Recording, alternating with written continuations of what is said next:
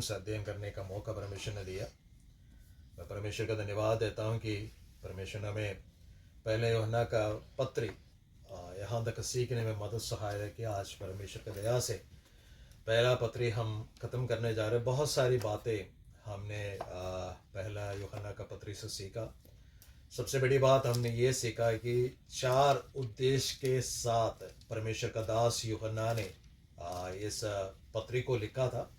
और सबसे पहले हमने ये देखा था कि 1:4 में, ताकि हमारा आनंद जो मसीह यीशु में है, जिस सहभागिता में, पिता के और पुत्र के सहभागिता में जिस परमेश्वर ने हमें बुलाया, उस परमेश्वर का इच्छा है कि हम उसके आनंद में बढ़े और आनंद हमारे जीवन में पूरा हो जाए।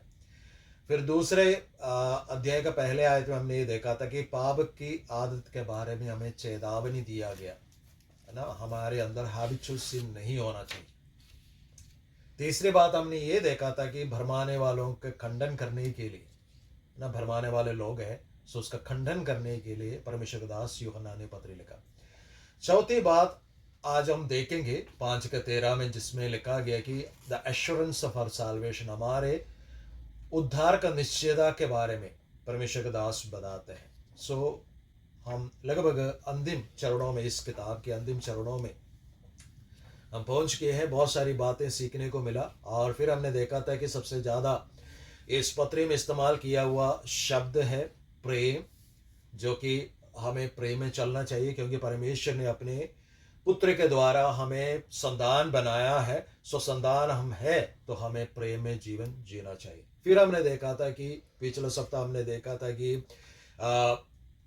विजय पाने के विषय में, है ना, तो परमेश्वर संगति में रहने के विषय में, ये सारी बातें हमने पिछले बार देखा। और पिछले बार खास एक बात देखा था कि हमारे जीवन में विजय हमें पाना चाहिए। और हमने ये देखा था कि विजय, जय वही पाता है जो विश्वास करता है कि यीशु ही मसीहा है, द अनॉइंटेड वन, है ना। सो आज हम आगे सीखने जा रहे हैं। एक बात ये हम सीखने जा रहे हैं 6 से लेकर हम 12 तक जब हम पढ़ेंगे, वहां पर हम ये देखेंगे कि पवित्र आत्मा की गवाही के विषय में प्रभु यीशु मसीह के प्रति और हमारे प्रति पवित्र आत्मा क्या गवाही देते हैं। फिर हम देखेंगे कि हमारे उद्धार के निश्चयता के विषय में परमेश्वर का वचन हमें क्या सिखाते हैं। उसके बाद हम सीखने जा रहे हैं कि पाप जिसका फल मृत्यु है और जिसका फल मृत्यु नहीं है, वो क्या है।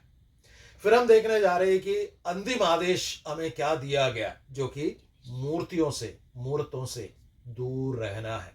और मसीह यीशु इस धरती पर आया है, हम विश्वास करते हैं तो उसी के प्रेम में, उसी में बने रहना है। इस विषय को हम देखने जा रहे हैं। सो हम वचन को एक और बार मैं पढ़ना चाहूंगा, 5 का 6 और 7। यही है वह जो पानी और लहू के द्वारा आया था, अर्थात यीशु मसीह।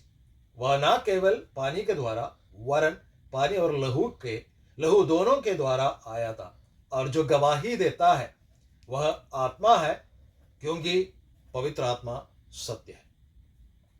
6 और 7 आयत में यीशु मसीह के मसीहा होने का पहचान पवित्र आत्मा करवाना चाहती है।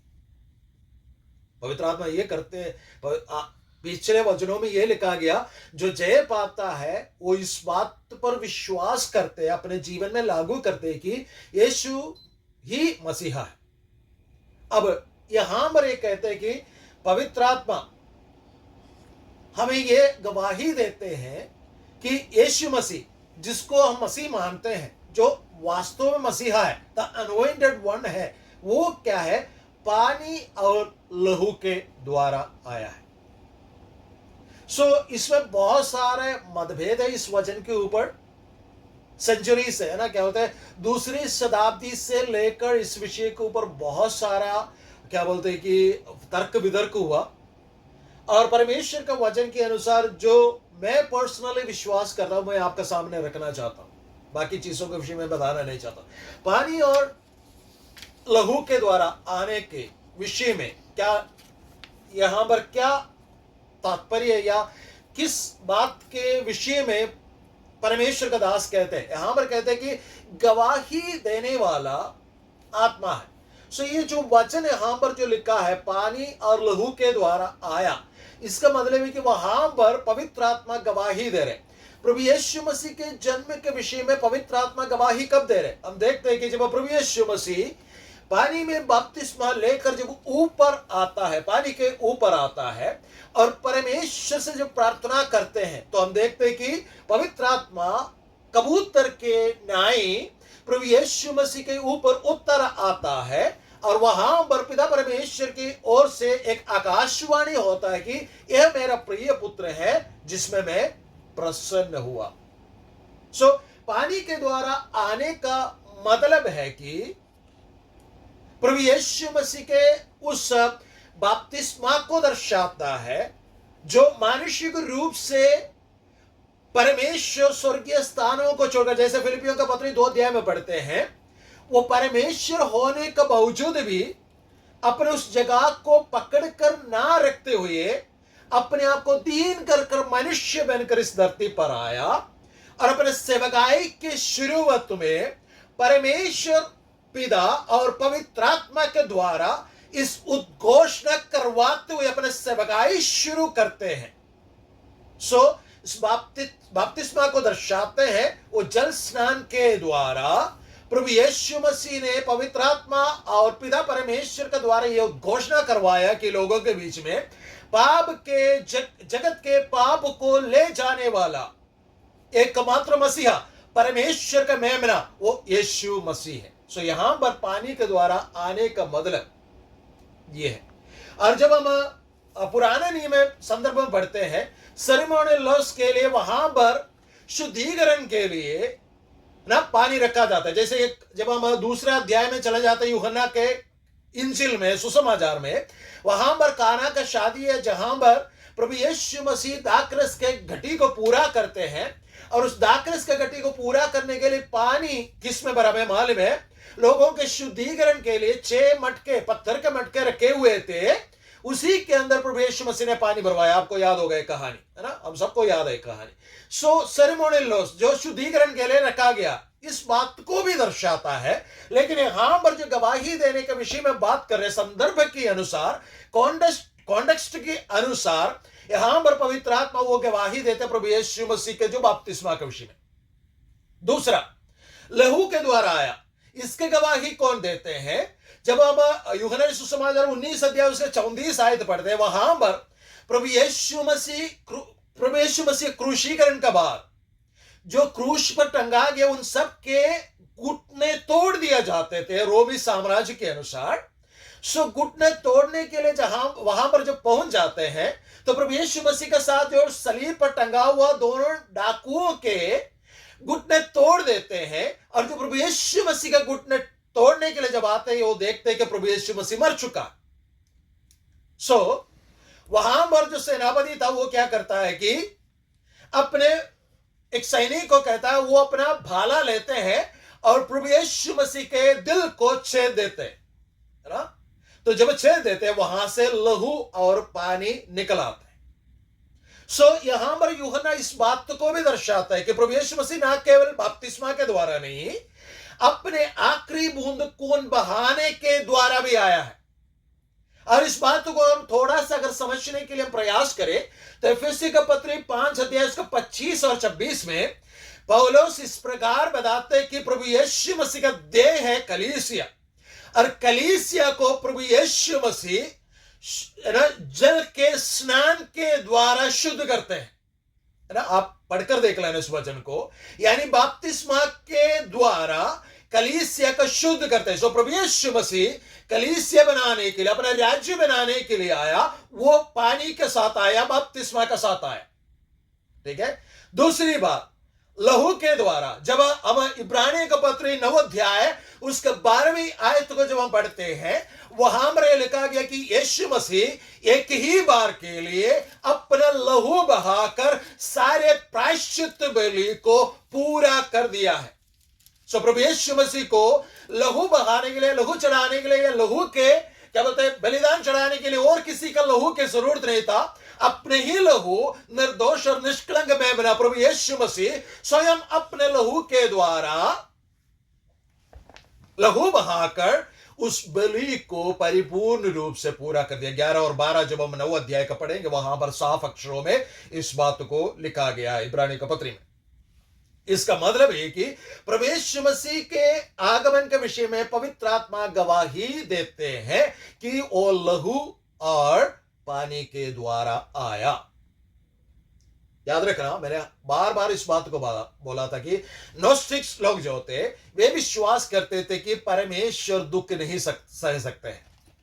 प्रभु यीशु मसीह के बपतिस्मा का समय पर एक डिविनिटी, एक देवीयता, एक ईश्वरीयता उस पर उतर आया और क्या किया, जब प्रभु यीशु मसीह को पकड़ा गया बगीचा में गेत्सेमने के वाटिका से, तब वो डिविनिटी चला गया, वो ईश्वरीयता चला गया और सिर्फ मनुष्य जो था वो मारा गया। कुछ लोग ये भी विश्वास करते हैं हमारा कश्मीर में प्रभु यीशु मसीह वहां से भाग के आए, यरूशलेम से भाग के आए, क्रूस से उतरकर वहां से भाग के आए और हमारे कश्मीर में आकर मर गया है। आज भी एक कब्रिस्तान यीशु मसीह के, ईसा नबी के, है ना, नाम से हमारे कश्मीर में एक कब्रिस्तान आज भी है। सो ये भी विश्वास करते लोग। लेकिन परमेश्वर के पवित्र वचन के अनुसार यूहन्ना भर अपने तर्क को, जो परमेश्वर का उद्देश्य था, मनसा था हमारे प्रति, उस बात को स्पष्ट रूप से कहते हैं। गवाही ये आत्मा देती, पवित्र आत्मा देती है और आत्मा जो गवाही देते हैं वो आत्मा सत्य है और उसका गवाही सत्य है कि यीशु मसीह पानी और लहू के द्वारा आया है। सो प्रभु यीशु मसीह वास्तविक रूप में मनुष्य था और वास्तविक रूप में परमेश्वर था। हमारा पापों को उन्होंने उठा लिया और अपना लहू बहाकर सारे बलिदानों को बंद कर दिया और कोई बलिदान की जरूरत नहीं। उस पर विश्वास करने के द्वारा कोई भी पापी परमेश्वर का संतान कहला सकते हैं और परमेश्वर का सम्मुख में आते हैं, चाहे आप जितना भी अनपढ़ क्यों ना हो। ठीक है, प्रभु यीशु मसीह को उद्धारकर्ता के रूप में ग्रहण करने के द्वारा आपका उद्धार हो जाता है। मैं ये शब्द क्यों ऐसा कहा, अनपढ़ क्यों ना हो, क्योंकि पहले से हम सुन के आ रहे नोस्टिक्स लोगों ने ये विश्वास किया हमारे अंदर के इग्नोरेंस को, अनपढ़ता को, अज्ञानता को हम दूर करेंगे तभी हम उद्धार प्राप्त कर सकते हैं। ऐसा नहीं, जब प्रभु यीशु मसीह को उद्धारकर्ता के रूप में ग्रहण करते हैं वे सब उद्धार प्राप्त करते हैं। सो यहां पर आत्मा गवाही देते हैं और ये गवाही शब्द कम से कम 6 से लेकर जब हम 12 तक पढ़ते हैं, उस, है ना, उतने 6-7 आयतों के बीच में कम से कम 9 बार गवाही शब्द हम पाते हैं। सो इसका भी प्राथमिकता, प्रमुखता आपको समझ में आए होंगे। अब जब आपको समय मिलेगा इस विषय में ज्यादा आप पढ़ लेना, सीख लेना आप स्वयं। सो यहां पर फिर कहते हैं 8वें अध्याय, गवाही देने वाले 3 है, आत्मा और पानी और लहू, और तीनों एक ही बात पर सहमत है। इस वचन में थोड़ा सा इंग्लिश में जब हम चले जाते हैं या मूल भाषा में चले जाते हैं थोड़ा सा अंदर है। केजेवी एनकेजेवी जब हम पढ़ते हैं और लतीनी बाइबल के ना उसके अनुवाद के, वोल्गेट जो है बाइबल, उसका 3रा संस्करण में भी इस बात को लिखा गया। मूल भाषा में भी यही बात लिखा गया, गवाही देने वाला पिता पुत्र पवित्र आत्मा है। लेकिन हमारे हिंदी भाषा में, NIV में, NASB में, ESV में यह बात को लिखा गया, गवाही देने वाला 3 है, आत्मा, लहू और पानी। ठीक है, सो जो वोल्गेट बाइबल था उसको जो क्या बोलते हैं ट्रांसलेशन करने वाला व्यक्ति ट्रिनिटी का, त्रिएक परमेश्वर के खिलाफ था, इस वजह से उस बात को उसने छोड़ दिया था। सो सारे वेद ज्ञानी लोगों ने, जब ये हुआ है 10वीं शताब्दी में, पहले शताब्दी में नहीं, दूसरी शताब्दी में नहीं, तीसरी शताब्दी नहीं, 10वीं शताब्दी में होता है, जब सारे लोग जो मसीह यीशु पर विश्वास करने वाला, त्रिएकता पर विश्वास करने वाला, सारे लोग एक साथ खड़े होकर जब उसके विरोध किया तो 3रे संस्करण में उसने उस बात को इंक्लूड कर दिया था कि गवाही देने वाला पिता पुत्र पवित्र आत्मा है। लेकिन बाकी अनुवादों में लिखा गया गवाही देने वाला क्या है, आत्मा, जल और लहू है। सो दोनों संदर्भ में सही है। अगर कोई विश्वास करता है, उद्धार पाता है, उसके विषय में गवाही देने वाला 3 चीजें हैं। यीशु मसीह के विषय में गवाही देने वाला 3 चीजें हैं। सबसे पहली बात, यीशु मसीह खुद क्या बोलते हैं, गवाही देते कि वो परमेश्वर का पुत्र परमेश्वर स्वयं है ना। यूहन्ना रे सुसमाचार, मत्ती रे सुसमाचार, लूका रे सुसमाचार में प्रभु यीशु मसीह इस बात को बड़े गंभीरता से बताते हैं। प्रभु यीशु मसीह के विषय में वो परमेश्वर का पुत्र है, वो परमेश्वर है, वो उद्धार करता है, वो अभिषिक्त है। इस विषय के विषय में पवित्र आत्मा गवाही देते हैं। और प्रभु यीशु मसीह के विषय में पिता परमेश्वर प्रभु यीशु मसीह के बपतिस्मा के समय पर, प्रभु यीशु मसीह के माउंट ऑफ ट्रांसफिगरेशन में रूपांतर के समय पर गवाही देते हैं। ये सारी बात उसी है। अगर हमारे जीवन की ओर हम देखें तो हमारे विषय में कौन गवाही देगा? सबसे पहला हमारे विषय में गवाही देने वाला पवित्र आत्मा है, क्योंकि रोमियो के पत्र में लिखा है, जिसने प्रभु यीशु मसीह को उद्धारकर्ता के रूप में ग्रहण किया, वो मसीह यीशु के साथ स्वर्गीय आशीषों का संगी वारिस है। और आत्मा भी इस बात का गवाही देते कि हम परमेश्वर का संतान है।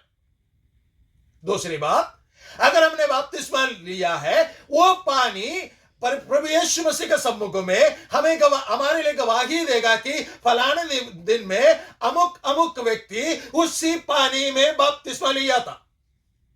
ठीक है। तीसरी बात, गवाही देने वाला जो हमेशा हमारे लिए मध्यस्थता करने वाला यीशु मसीह का लहू, वो गवाही देते हैं उस यीशु मसीह के लहू के द्वारा हमारा उद्धार हुआ था, हम साफ सुथरे हुए थे, हम प्रभु यीशु मसीह के लहू के द्वारा छुड़ाए हुए या पाप क्षमा प्राप्त किए हुए लोग हैं, है ना। 2:1, 1:9, 1:7 पहले यूहन्ना, ये सारी बातें। यहां पर मैं छोड़ना चाहता हूं। गवाही देने वाला 3 है। प्रभु यीशु मसीह के विषय में गवाही देने वाला पिता पुत्र पवित्र आत्मा है। तो मेरे और आपके विषय में गवाही देने वाला 3 है, वो है पवित्र आत्मा, जल और लहू। जब हम मनुष्यों की गवाही मान लेते हैं, 9वीं आयत, तो परमेश्वर की गवाही तो उससे बढ़कर है। और परमेश्वर की गवाही है कि उसने अपने पुत्र के विषय में गवाही दी है।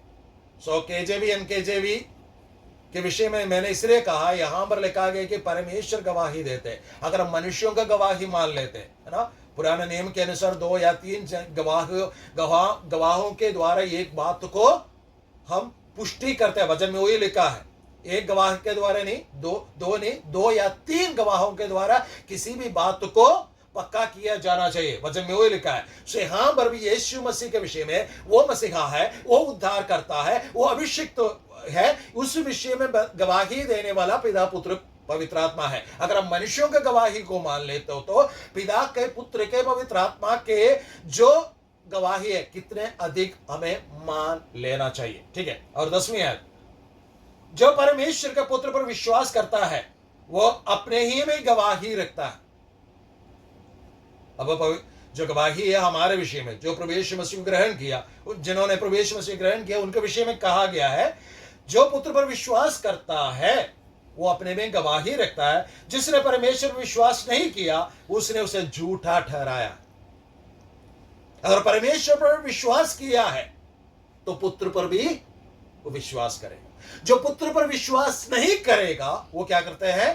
पिता परमेश्वर को झूठा ठहराता है ना, झूठा ठहराता है, क्योंकि उसने उस गवाही पर विश्वास नहीं किया जो परमेश्वर ने अपने पुत्र के विषय में दी है। अपने पुत्र के विषय में परमेश्वर ने क्या गवाही दिया? ये मेरा प्रिय पुत्र है जिसमें मैं प्रसन्न हुआ।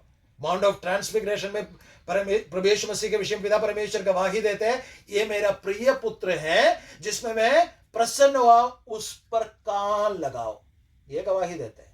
अगर कोई यीशु मसीहा करके विश्वास नहीं करता है तो क्या करता है? वो परमेश्वर को झूठा ठहराता है। समझ में? कई लोग आज भी प्रभु यीशु मसीह को, है ना, परमेश्वर के रूप में नहीं देखते हैं, बल्कि क्या देखते हैं? पिता से कम, मनुष्य से थोड़ा बढ़कर। कई लोग ऐसे विश्वास करते हैं। नहीं, ऐसा नहीं है। फिलिप्पी का पत्र में साफ लिखा कि वो स्वयं परमेश्वर था तो भी उस अधिकार को रखना नहीं चाहा, दीन होकर वो आया। इस बात को समझने का प्रयास करें। और 11वीं आयत, और वो गवाही ये है कि परमेश्वर ने हमें अनंत जीवन दिया है। अब विश्वास किया, हमने विश्वास किया था, हमारे लिए गवाही क्या है? हमें अनंत जीवन दिया है, और यह जीवन उसके पुत्र में है। यह जीवन कहां से मिला? उसके पुत्र के द्वारा में मिला, यीशु मसीह के द्वारा मिला। जिसके पास पुत्र है उसके पास जीवन है, और जिसके पास परमेश्वर का पुत्र नहीं उसके पास जीवन ही नहीं है। सो बिना पुत्र प्रभु यीशु मसीह पर विश्वास किए कोई भी अनंत जीवन प्राप्त नहीं कर सकता। एक आयत हम पढ़ेंगे, यूहन्ना सुसमाचार 17 अध्याय उसका 3री आयत पढ़िए, क्या लिखा है? इस बात को थोड़ा सा और साफ बताते हैं वहां पर। यूहन्ना 17:3। और अनंत जीवन यह है कि वे तुझ एकमात्र सच्चे परमेश्वर को, यीशु मसीह को, जिसे तूने भेजा है, जाने। अनंत जीवन क्या है? उस अद्वैत परमेश्वर को जाने, उस अद्वैत परमेश्वर के द्वारा भेजा हुआ पुत्र प्रभु यीशु मसीह को जानना ही अनंत जीवन है। यही बात फिर से दोहरा कर कहते हैं कि जो गवाही परमेश्वर ने दिया, उस गवाही अपने पुत्र के विषय में जो विश्वास करेगा उसके पास पुत्र है, और जिसके पास पुत्र है उसका पास अनंत जीवन भी है। सवाल है ये कि हमारे पास पुत्र है या नहीं है? और जब हम अगले पत्री में जब हम जाते हैं, अगले पत्री में क्या लिखा है? अगले बार हम पढ़ने वाले हैं, वहां पर लिखा है जो पुत्र को छोड़ देता है उसे पिता परमेश्वर भी छोड़ देते हैं। ठीक है? सो ये है गवाही। 9 बार गवाही शब्द आता है। पिता पुत्र पवित्र आत्मा पुत्र के विषय में गवाही देते हैं। पवित्र आत्मा, लहू और पानी हमारे उद्धार के विषय में, हमारे विषय में गवाही देते हैं। अगली बात 13वीं आयत जो हमारे उद्धार के निश्चयता के विषय में कहते हैं, ये मैंने तुम्हें जो परमेश्वर के पुत्र के नाम पर विश्वास करते हो इसलिए लिखा है कि तुम जानो कि अनंत जीवन तुम्हारा है। यह अनंत जीवन आपसे कोई भी छीन नहीं सकता है। अनंत जीवन पाने के लिए क्या करना है? यूहन्ना 17:3, उस अद्वैत परमेश्वर को जाने, उसके द्वारा भेजा हुआ उसका पुत्र प्रभु यीशु मसीह को जाने, अनंत जीवन आपका है।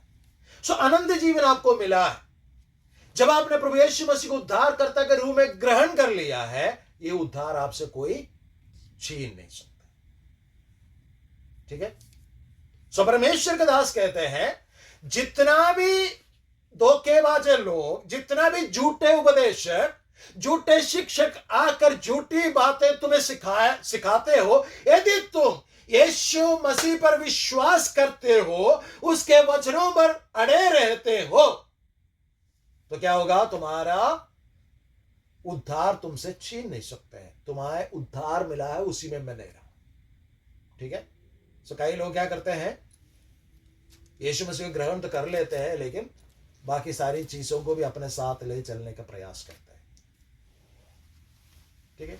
सो हमें यह मानना जरूरी है कि हमारा उद्धार का निश्चय ये है कि प्रभु ने एक बार अगर हमें उद्धार दिया है, हम उद्धार प्राप्त किया हुआ लोग हैं। लेकिन याद रखना ये लाइसेंस नहीं है कि हम पाप करते रहे। अगर हम पाप करते रहे तो क्या होने वाला है? हम आगे पढ़ने वाला है सुशी। ठीक? सो अगले आए, और हमें उसके सामने जो हियाब होता है वो ये है कि यदि हम उसकी इच्छा के अनुसार कुछ मांगते हैं तो वह हमारी सुनता है। सो जब हमने उद्धार पाया, उद्धार का निश्चय हमारा पास है कि अनंत जीवन हमारा है, तो हम प्रभु के पास कुछ मांगे, हमारे पास एक हियाब रहता है, प्रभु मेरी सुनता है, प्रभु मेरी सुनता है। तो हम जो कुछ भी मांगे प्रभु की इच्छा से ना, हमने 15 अध्याय में भी पढ़ा था पिछले बार, यूहन्ना 15 अध्याय में, यदि हम विश्वास कर प्रभु में बने रहकर मांगते हैं तो प्रभु हमारी प्रार्थना को सुनते हैं। अगली बात क्या लिखा है? जब हम जानते हैं कि जो कुछ हम मांगते हैं वो हमारी सुनता है, तो यह भी जानते हैं कि जो कुछ हमने उससे मांगा वह पाया भी है।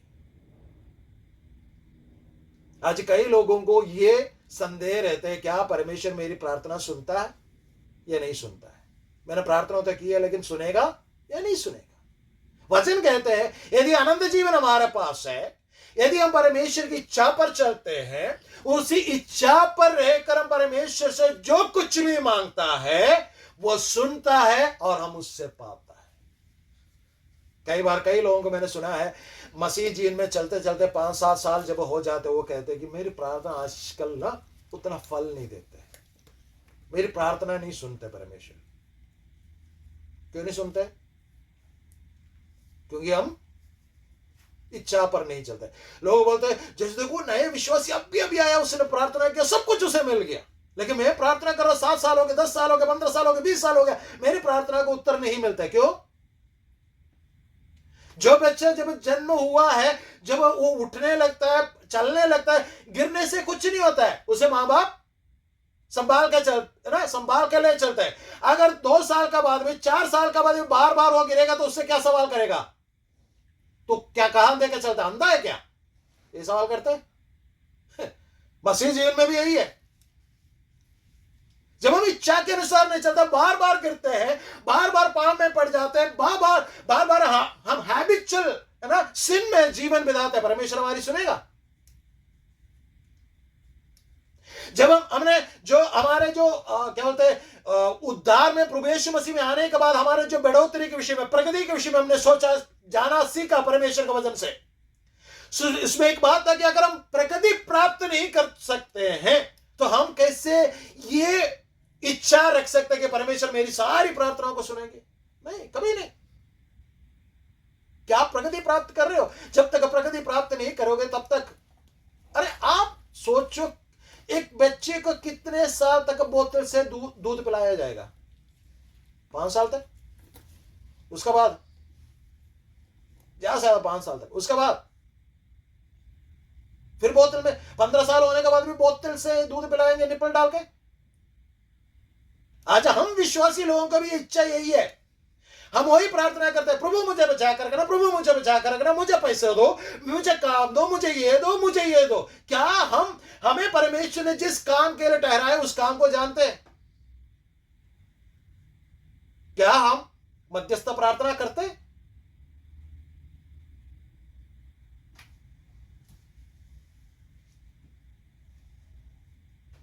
वापस चलते हैं। आप सोचिए इस बात को, मैं हम छोड़ना चाहता हूं उस विषय को। हमारी प्रार्थना परमेश्वर की इच्छा के अनुसार, हमारे परमेश्वर की इच्छा क्या है बताओ मुझे? 2 चीजें परमेश्वर अपनी इच्छा प्रकट करते हैं, मैं आपको बताता। सबसे पहले इच्छा, परमेश्वर की इच्छा हमारे जीवन के प्रति हमारा शुद्धिकरण, पवित्रता में जीवन बिताए। दूसरी इच्छा परमेश्वर का मानव जाति के प्रति हर एक व्यक्ति मन फिर कर परमेश्वर के राज्य में प्रवेश करे। वो कैसे संभव है? वो कैसे संभव है?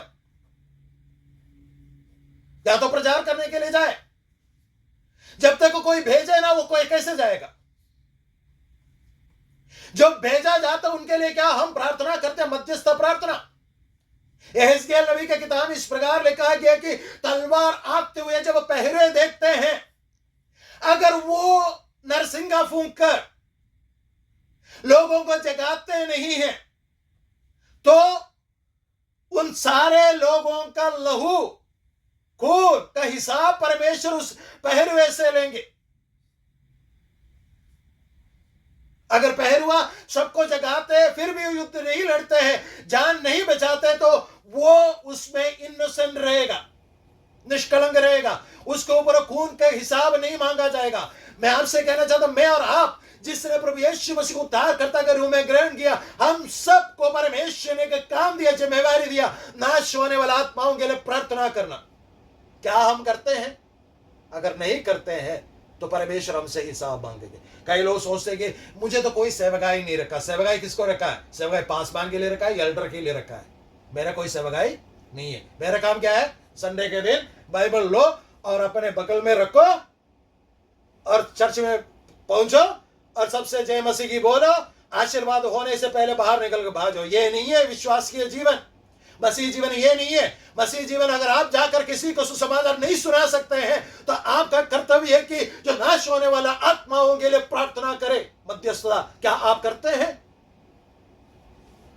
क्या मैं करता हूं? एक गंभीर सवाल है। सो परमेश्वर की इच्छा के अनुसार एक शुद्धिकरण है, दूसरा आत्माओं का बचाव। यह है परमेश्वर की इच्छा। उसके अनुसार हम जो कुछ भी मांगेगा परमेश्वर पूरा करेगा। अगर आपको 10 लाख रुपए की जरूरत है परमेश्वर के राज्य की बढ़ोतरी के लिए, आत्माओं को जीतने के लिए, मैं आपसे कहना चाहूंगा कि आप एक दिन को उपवास से लेकर प्रार्थना करके देखो, 1 महीने के अंदर आपके पास 10 लाख रुपए आएगा। किस बात के लिए? परमेश्वर के राज्य की बढ़ोतरी के लिए। याद रखना, मेरे बात को गलत मतलब मत निकालना, ठीक है?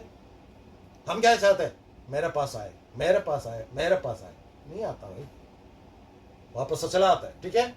शायद क्लियर हो गए होगे। अगली बात, गंभीर बात जिसके विषय हम सोचने जा रहे हो, यदि कोई अपने भाई को ऐसा पाप करते देखे जिसका फल मृत्यु ना हो, तो विनती करे और परमेश्वर उसे उनके लिए जिन्होंने ऐसा पाप किया है जिसका फल मृत्यु ना हो, जीवन देगा।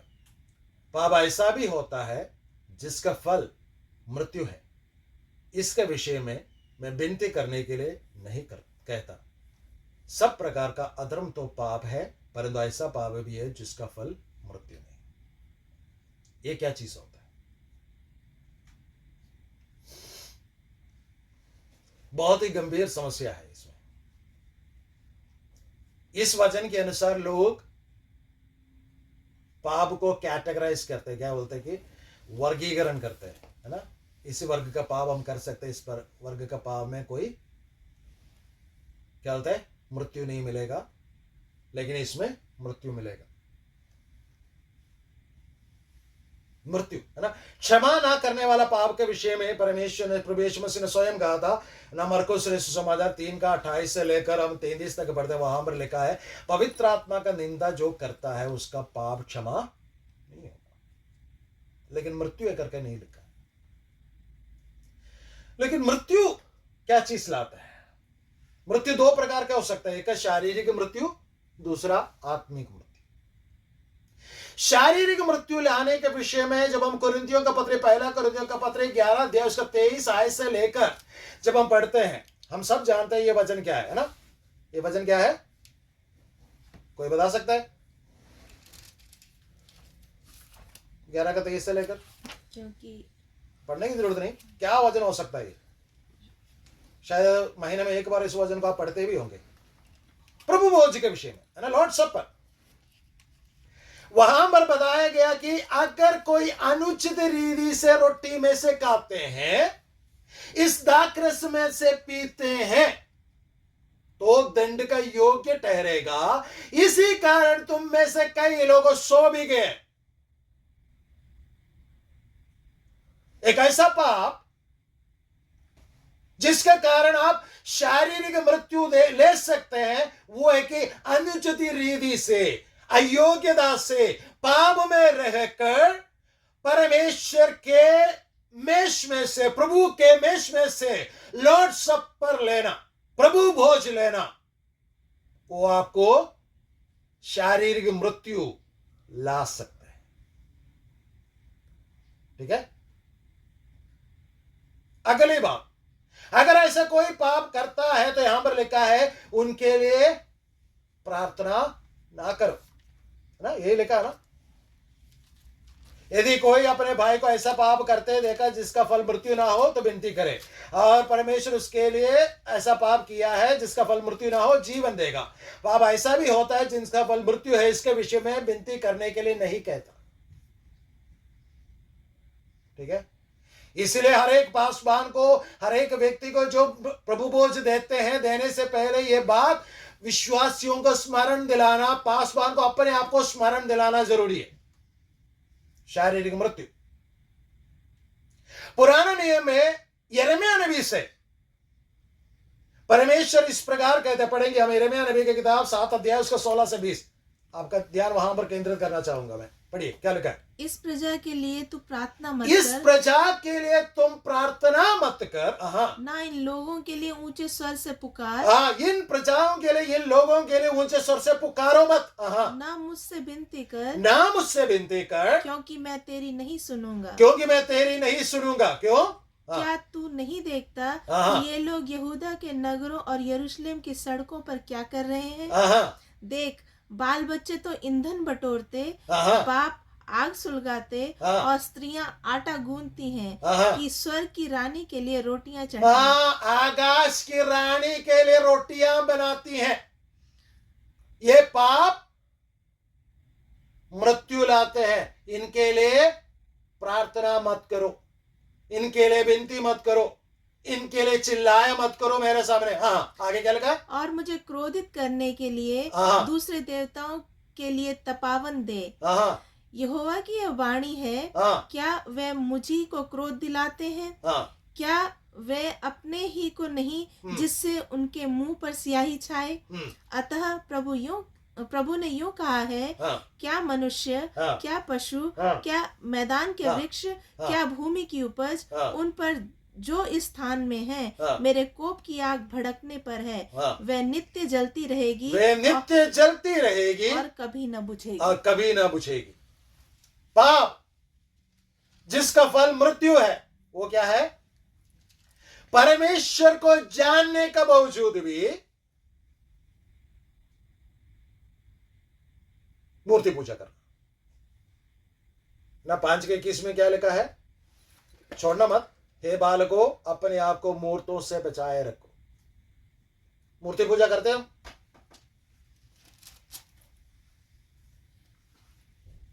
लो,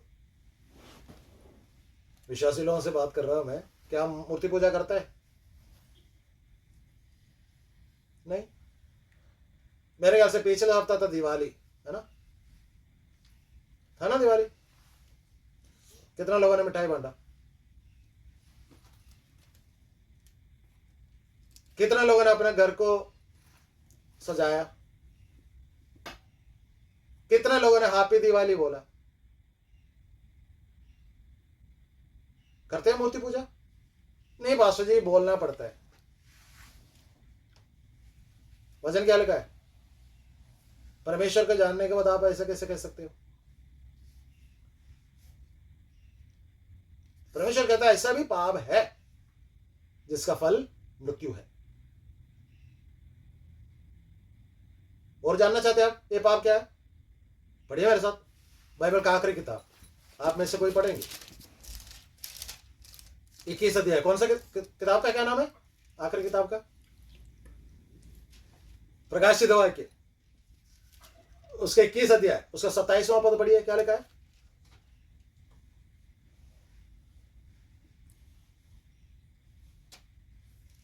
जी।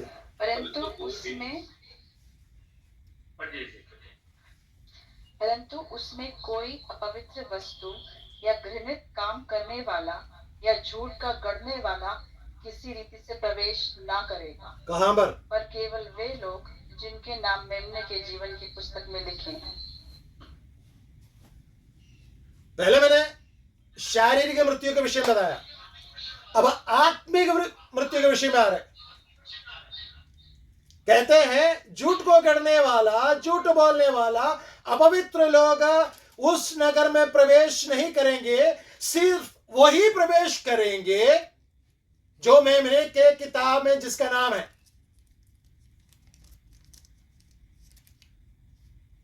एक और आयत पढ़िए, आखिरी अध्याय का 14-15, 22 अध्याय का 14-15, क्या लिखा है?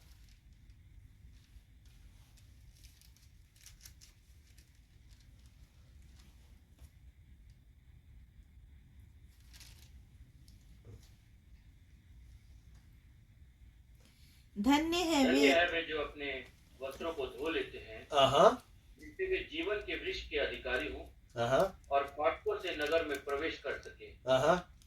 पर कुत्ते, जादू टोना करने वाले, व्यभिचारी, हत्यारे, मूर्ति पूजक और सब जो झूठ को चाहते तो उस पर आक्रमण करते हैं बाहर रहेंगे। क्या लिखा है? वे सब लोग बाहर रहेंगे। कहां?